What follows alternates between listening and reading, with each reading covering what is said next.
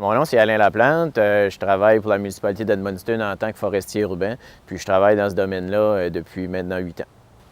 Les grandes responsabilités d'un forestier urbain, c'est surtout au niveau de la planification. Donc, il faut faire de la planification au niveau de la plantation d'arbres, de l'entretien des arbres, puis vraiment avoir une vision à long terme du patrimoine forestier de la municipalité dans laquelle on travaille. La variété des tâches au niveau de la foresterie urbaine, elle est très grande. On peut le matin commencer à faire de la taille, on peut faire de la plantation, on peut faire de la planification de personnel, on peut faire répondre à des requêtes des citoyens. Donc, la variété des tâches est quand même assez grande.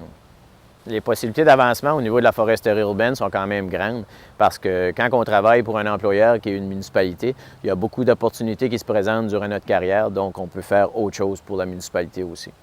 La diversité des carrières en foresterie urbaine est quand même assez grande. On parle des personnes qui entretiennent les arbres, on parle des personnes qui entretiennent les fleurs, des personnes qui font la planification, des personnes qui vont aller sur le terrain un peu plus. Donc, on passe de l'ingénieur forestier à aller jusqu'à la personne qui entretient les arbres, qui est l'arboriculteur.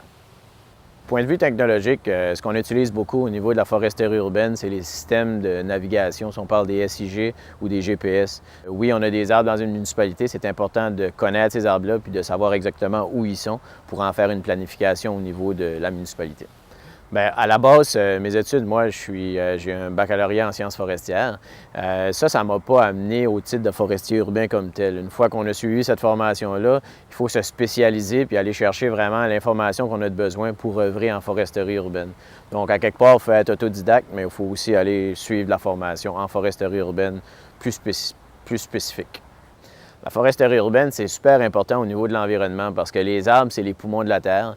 Plus qu'on plante d'arbres, plus qu'on prend soin de nos arbres, plus qu'on va en avoir en milieu urbain. Puis ces arbres-là, c'est le futur, vraiment. Il faut avoir des arbres pour avoir une bonne qualité de l'air. Donc au niveau de l'environnement, c'est super important. Le travail de forestier urbain, un endroit où c'est vraiment valorisant, c'est quand on regarde un peu autour de nous, on voit les arbres qu'on a plantés, on les voit grandir, puis éventuellement on voit le paysage qu'on a créé. Cet aspect-là, c'est vraiment valorisant au niveau personnel.